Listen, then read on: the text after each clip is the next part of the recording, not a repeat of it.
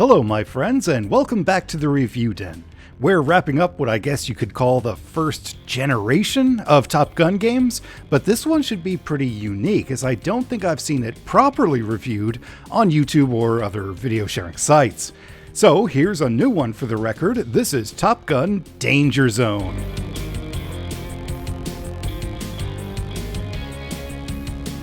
Top Gun, the movie Top Gun, was pretty clever in that it combined real-world or in-theater action along with the drama and competition of Naval Combat School. As such, Top Gun video games have two genres to pull from. So far, we've seen two that focus on fictional world conflict, and one that did the training thing. But this would be the first one to try to combine both. Top Gun Danger Zone, not Combat Zones, that was later, is a 1991 DOS exclusive distributed by Konami, like the NES games, but developed by Distinctive Software, a pretty legit developer at the time, so it was in good hands. Compared to the first three games, this certainly leans towards the sim end of flight games, but not to the extent of its contemporaries, Strike Eagle 2 and the Falcon games, meaning this might be a good example of one of the first Sim-Lites, the Nova Logic F-22 of its time, I guess. You're tasked with just under 10 campaign missions and have a full roster of Top Gun aces to challenge and beat. Sounds like a great formula. Does it hit the mark? Well, let's get up on deck and start from there. After signing in on the USS Brigham, you're brought to the Officers Club where you can speak to crewmates and engage in the training, competition, or campaign missions.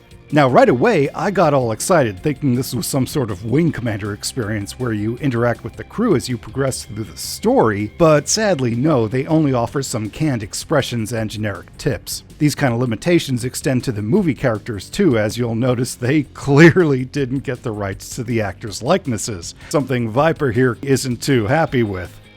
Okay, so Hollywood is expensive, I totally get it. Here though, you'll get to fly some training flights, just don't expect the intuitive modern day tutorials we're used to. You can practice tailing an enemy, losing a tailing enemy, or have a quick one-on-one dogfight.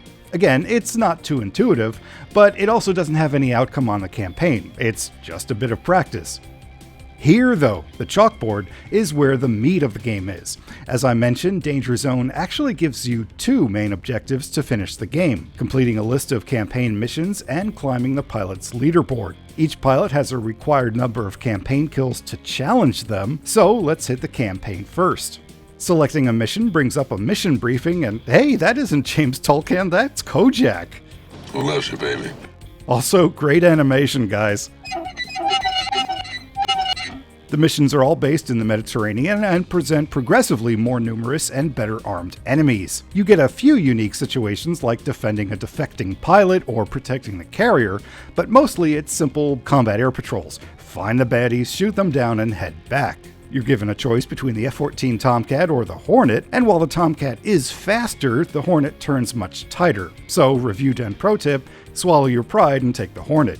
In fact, it's kind of odd. The F-14 was part of what made Top Gun so iconic, but here, it's just not as useful. You start in the air, and it's pretty apparent from the get-go that this is a pretty streamlined experience. You don't need to worry about complex navigation or communications, just cycle through the radar ranges and select your weapons and target. The flight model is pretty simple, like many sims of the time, and your speed is exaggerated, so when getting into battle, be sure to slow down, or the enemies will outturn you. It's pretty much the polar opposite of what realistic simmers are used to, so just beware. In fact, the enemy is actually pretty tough here. They're laser accurate with their guns, so when closing the distance, try to get a quick missile shot and immediately duck underneath them. There's no padlock view from the cockpit, which is frustrating, but there is an external padlock if you cycle the cameras, so you can use this to your advantage. Again, just be sure to slow down to keep behind the computer and finish them off with missiles or guns. Once all the enemies are down, all you need to do is press the home key to autopilot back to the carrier. Hit home to go home, simple as that, I like it.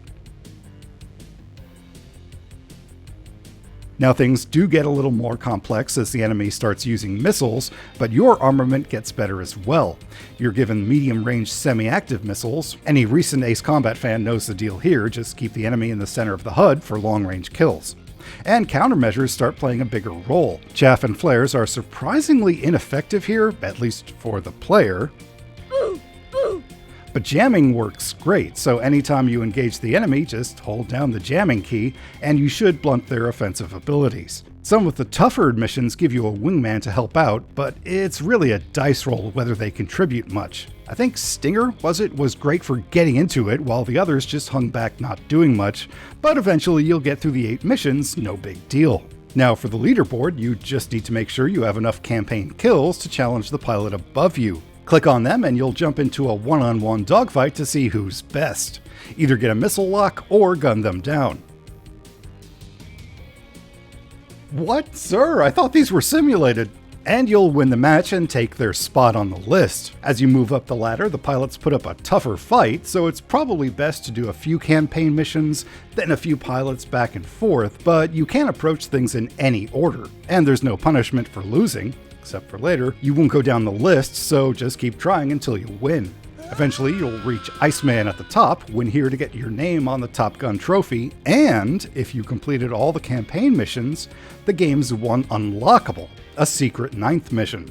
You'll get an emergency message about incoming enemies armed with Exocet missiles and have to defend the Brigham. Like the movie, you get to play the last part of the movie essentially. You'll go up against a good number of tough enemies here, and if the last plane you used was the F-14, you'll finally get to use its Phoenix missiles, the huge 100-mile missiles the Tomcat was designed around. It's a pretty cool mission and all. The only problem is, if you lose, you never get to try it again. No, seriously, I tried clicking everywhere. I even did the 8th mission and challenged Iceman again, but no go.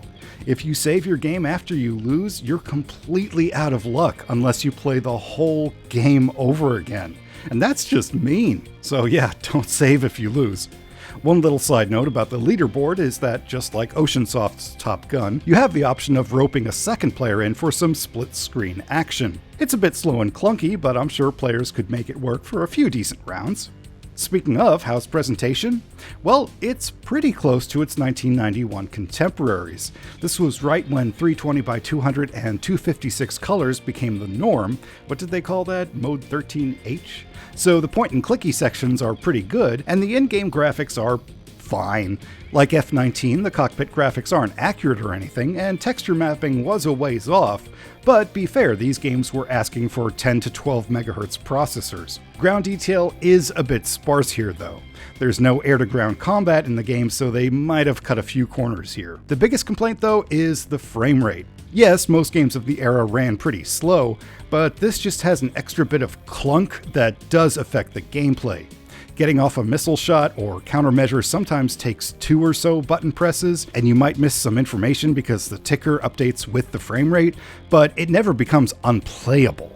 For sound, you get nice MIDI jingles around the ship, and the guns and missiles sound just fine, but the engine sounds are funny. This sounds like someone sent a vacuum cleaner swirling wildly around a room somewhere. I have no idea what the sound is doing here, but I don't think that's how a jet sounds.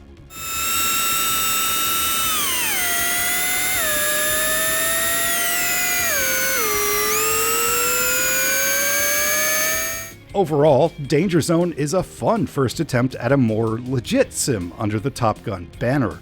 It's a bit clunky to play, and how they handle that secret mission is a kick in the you-know-whats, but it is worlds better than the first OceanSoft game, and the Sim-Lite style would pave the way for some more good efforts later on, including Top Gun Fire at Will and Hornet's Nest. And those even had FMV, so they automatically get bonus points.